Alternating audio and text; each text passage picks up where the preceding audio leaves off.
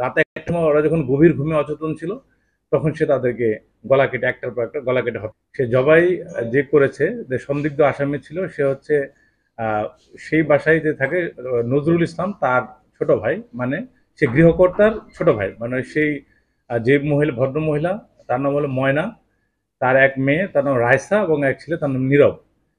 ছেলেটার বয়স 2 বছর, মেয়েটার বয়স 5 বছর। তাদেরকে রাত 12টার সময় সে ঘরে ঢুকে জবাই করে হত্যা করে। তো এই ঘটনার অনুসন্ধানে যখন আমরা আমরা তথ্য পাই যে সেই বাড়ির যে গৃহকর্তা নজরুল ইসলাম, সে পার্শ্ববর্তী একটা সোয়েটার কোম্পানিতে সে চাকরি করে। সে যখন সকাল 10টায় বাসায় আসে, তখন দেখে তার ঘর তালা বন্ধ। রফিক ইসলাম, সে তার ঘর তালা বন্ধ।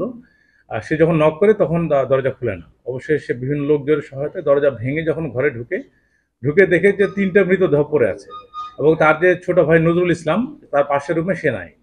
এবং তার ঘরে রক্তাক্ত যে দাগ, একটা লুঙ্গি দিয়ে পেঁচানো, একটা চাদর দিয়ে পেঁচানো অবস্থায় ছিল। সে অটোরিকশা নিয়ে মালিকের কাছ থেকে বের হয়ে গেছে, এবং আমাদের বিভিন্ন টিম স্পেশাল তৎক্ষণাৎভাবে 5-6টা টিম ঠিক করে দেয়, ডিবি সহ।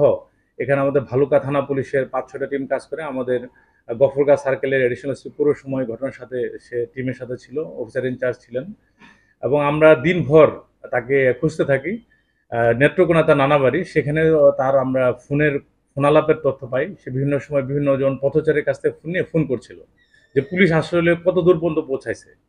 তো শেষ পর্যন্ত আমরা যখন তাকে ট্রেস আউট করি, তখন সে গাজীপুরে একটা এলাকায় ছিল। তারপর থেকে আর তার কোনো ট্রেস পাওয়া যাচ্ছিল না। তখন আমাদের যে ইন্টেলিজেন্স আছে, আমাদের ম্যানুয়াল ইন্টেলিজেন্স, সেই ইন্টেলিজেন্সের মাধ্যমে অবশেষে তাকে আমরা জয়দেবপুর রেল স্টেশনের প্ল্যাটফর্ম থেকে তাকে আমরা ওখান থেকে আমরা তাকে ধরি, এবং পরবর্তীতে সেখান থেকে ধরে আমরা থানাতে নিয়ে আসি। তাকে ব্যাপক জিজ্ঞাসাবাদ করা হয়। সে জিজ্ঞাসাবাদে সে জানায় মূলত তার আক্রোশের কারণে সে হত্যাকাণ্ডটি করেছে। প্রসঙ্গত বলে রাখি, তারা এই যে বাসায় যে হত্যাকাণ্ড ঘটে, এখানে 1.5 মাস আগে তারা এসেছিল। হ্যাঁ, 2টা ঘরের একটা বাসা। সে একটা রুমে থাকতো, তার ভাই এবং তার ভাবি এবং বাচ্চারা আরেকটা রুমে থাকতো। রাতে একটা সময় ওরা যখন গভীর ঘুমে অচেতন ছিল, তখন সে তাদেরকে গলা কেটে একটার পর একটা গলা কেটে হত্যা করে। প্রথমে সে ভাবি ময়নাকে হত্যা করে, তারপর তার ভাতিজি উঠে গেলে ওদেরকে মুখ চেপে ধরে হত্যা করে তাদেরকে শোয়ে রাখে। এটা সে তার বলে।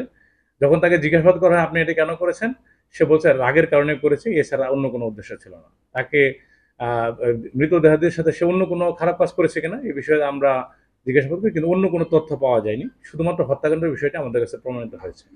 এবং তার যে পাস্ট হিস্ট্রি আমরা অ্যানালাইসিস করে দেখি, তার একটা মানসিক সে সাইকো টাইপের একটা মানুষ। যে তার মা যখন মারা যায়, এর 4 দিনের পরে থেকেই সে বিভিন্ন প্ল্যাটফর্মে সে ঘোরাফেরা করে, নিজের মতো একটা ফ্রি লাইফ একটা লিড করে। এটা তার কোনোই নাই, মানে নিজের প্রতি কোনো কন্ট্রোল ছিল না। এবং এর আগে সে বিভিন্ন সময় বিভিন্ন অপরাধ করেছে, যেগুলো রিপোর্টেড কেস না, এবং সে খুবই কথা কম বলে। এবং গতকাল তাকে আমরা জিজ্ঞাসাবাদে সে জানে সে 164 করবে, আদালতের কাছে স্বীকারোক্তিমূলক জবানবন্দি সে দিবে।